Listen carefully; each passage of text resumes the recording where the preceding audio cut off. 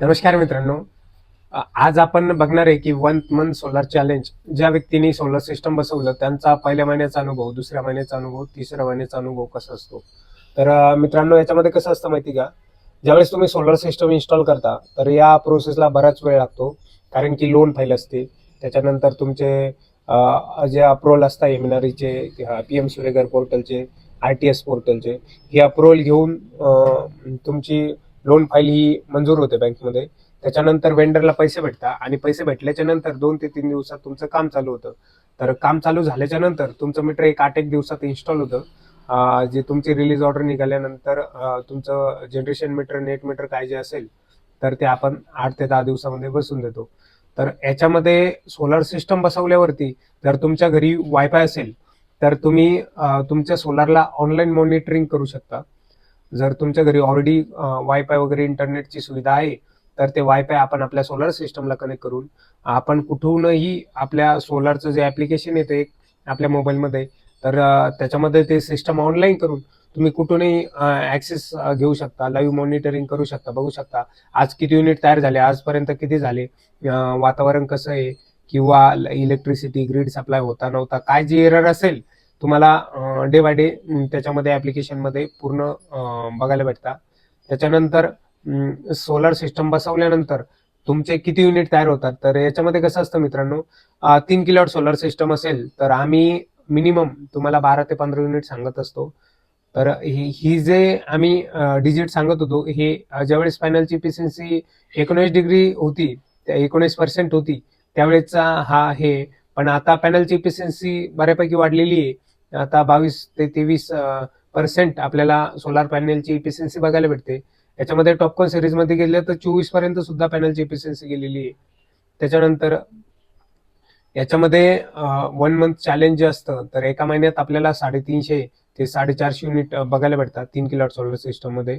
आता याच्यात 3 भाग पडतात मित्रांनो मुख्य. एक राहतो जनरेशन युनिट. समजा महिन्याला झाले 400 युनिट तयार आपण कन्सिडर करू. त्याच्यानंतर दुसरा पार्ट येतो एक्सपोर्टचा आणि तिसरा पार्ट येतो इम्पोर्टचा. ज्यावेळेस रिडिंग वाला जो पर्सन असेल तो ज्यावेळेस रिडिंग घेतो तर त्याच्यामध्ये 3ही रिडिंग ह्या घेतल्या जातात, एक इम्पोर्ट, एक्सपोर्ट आणि जनरेशन. तर या 3ही रिडिंग मधून जो जनरेशन पार्ट आहे हा फक्त तुमच्या माहितीसाठी असतो की तुमचा सोलार सिस्टम किती इलेक्ट्रिसिटी जनरेट करतो डेली, मंथली, काय जे असेल ते.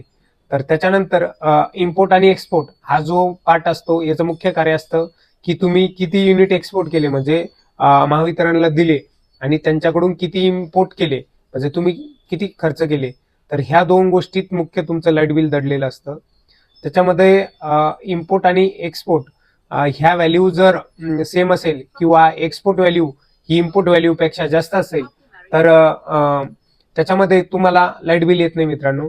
पण इम्पोर्ट व्हॅल्यू ही एक्सपोर्ट पेक्षा जर तुम्ही जास्त ही असेल तुमच्या कंडिशन मध्ये तर त्या ठिकाणी तुम्हाला लाईट बिल येऊ शकतं. जर इन केस तुम्ही पकडा की तुमचं सोलर सिस्टम बसून 2-3 महिने झालेले आहे आणि 2-3 महिन्यात तुमचं मीटरिंग वगैरे सगळी प्रोसेस तुमची कम्प्लीट झालेली आहे. तुमच्या मागच्या 1-2 महिन्याचे काही युनिट 5, 50, 100 युनिट बॅलन्स आहे डिस्कॉमकडे, तर ते प्रत्येक महिन्याला पुढे कॅरी फॉरवर्ड होत असतात. आणि ज्यावेळेस मार्च येतो तर मार्चमध्ये हे युनिट्स आहे तर याचे ₹1.96 प्रति युनिटने काही युनिट मायनस केले जातात डिस्कॉमकडून आणि त्याचे पैसे तुमच्या बँक अकाउंटमध्ये क्रेडिट न होता तुमचं जे लाईट बिल असतं मित्रांनो तर त्यामध्ये प्लस मायनस होताना तुम्हाला दिसतं. तिथं -1800, -1000, -400 असे लाईट बिल ज्या लोकांना मायनस मध्ये येतात. तर याच्यात कशा प्रकारे बेनिफिट होतो तर हे मी तुम्हाला सांगतो की ज्यावेळेस तुम्हाला ₹130 लाईट बिल येतं तर ₹130 लाईट बिल ही अमाऊंट तुम्हाला प्रत्येक महिन्याला पे करायची असते, जे की मीटर भाडे. सिटीमध्ये जर तुम्ही बघितलं तर हीच अमाऊंट ₹140 असं असती आणि खेड्यामध्ये रुरल भागामध्ये ही ₹130 असते. तर ही अमाऊंट देखील तुम्हाला पुढच्या बिलामध्ये भरावं नाही लागत. ज्यावेळेस मार्च एंडिंगच्या नंतर तुम्हाला बिल येतात तर ही अमाऊंट पण त्या ठिकाणी मायनस झालेली असते. आणि अजून तुम्हाला या लाईट बिल बद्दल काही शंका असेल किंवा जे आपले प्रत्येक युनिट प्लस याच्यामध्ये एक्सपोर्ट झालेल्या युनिटचा काही वेगळा बेनिफिट होतो का, तर असं काही होत नाही.